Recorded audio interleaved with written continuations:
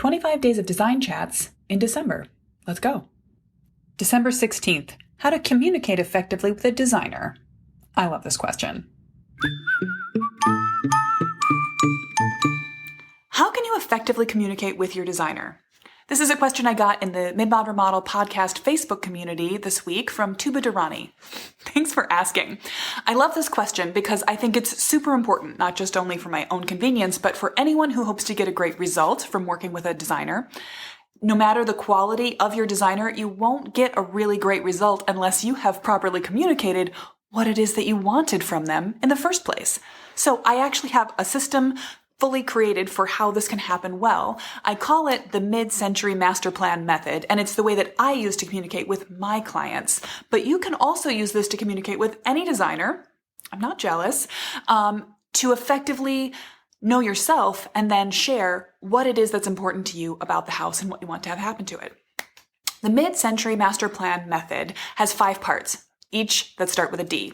The 5 Ds are dream, discover, distill, draft, and develop. And we'll start with the first 3 because these are the 3 that you need to get fully fleshed out yourself before you can have a designer really effectively help you. The first one, dream, should be fairly obvious. What it entails is taking the time to ask yourself the questions you need to know what you would like to change about your house. Not just you'd like it to look newer, but how can the layout be shifted? How is it helping you live your best life? Have your best relationships with your family members and friends that visit you? How is it changing every day you have for the better? If you can start to imagine what your house could be doing for you along those lines, you'll know what you want to ask for. The next part of the D framework, the master plan method framework, is discover. Now, to a certain extent, when you work with a designer, they will do part of this work for you. You may have a designer who comes to your house and does a field measure, taking a tape measure or a laser measure to all the parts of your house to create a working as-built set of documents or even a model of what the house is before they start on their design process. They may also do photo documentation, help you interpret a building inspection report, or have their own recommendations about things they're noticing about the house that need to change. But there is still more for you to do to participate in this process, because while an architect or another designer may come to your house and notice that your neighbor's house is very close to yours, perhaps you want privacy, only you know whether you can't stand that neighbor or you're best friends with the adults in the family and your kids are best friends with the kids, and so you don't really care that your kitchen windows peek in at each other. That's something that you need to communicate with your designer.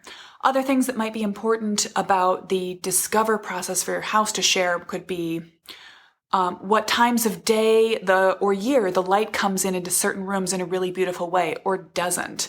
When you have the noise from a local highway coming across the property and a sound barrier would be effective. Things that have to do with your experiential part of living in the house, those things need to be communicated to your designer. And then the third thing is what I call distill, the part of the process where you figure out what you would like a future house of yours to look like. When you're creating a style guide or your designer is creating it for you, they need to know something about what lights you up, what parts of, I'm assuming, mid-century design really please you, what you already like about the way your house looks, what you don't, and pull from examples of other properties, other examples, other historical buildings that you'd like to make your house more like. Those first 3 steps, dream, discover, and distill, the more that you can pull all of that information together, do the soul searching, the communicating with your partner, the pulling together of bits of information and documentation, and get that into one cohesive package you can share with your designer, the more efficient and successful your design process will be. If you want to know more about this framework, you can get a free download that walks you through all 5 of the steps from my website if you go to midmod-midwest.com/framework, or just send me a DM and I'll send it right to you.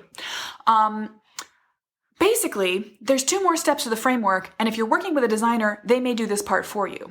The 4th D is draft, and that's the part where you get to compare multiple options. As I was saying in a video earlier in this series, the rule of 3, if you can give yourself 3 options to choose from, you'll have an easier time. Architects like myself and other designers often like to prepare 3 options for our clients so that they can really weigh one thing against another.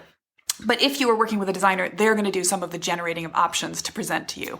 And they may do some of the development, the 5th D, to take your ideas from their starting point through to a more finished, finalized, concrete, detailed version. So the 5D framework is the way that I work with my clients, but you can use those first 3 Ds, dream, discover, and distill, to prepare a package of information to share with any designer. If you've got questions about communicating effectively with a designer, one like me, go ahead and send me a DM. I'd love to chat with you about it, or drop a comment about your experiences in communicating well or poorly with a designer in the past. And if you want to grab a copy of that framework, you can just put a DM into my Midmod Midwest inbox, or go get it for yourself at midmod-midwest.com/framework.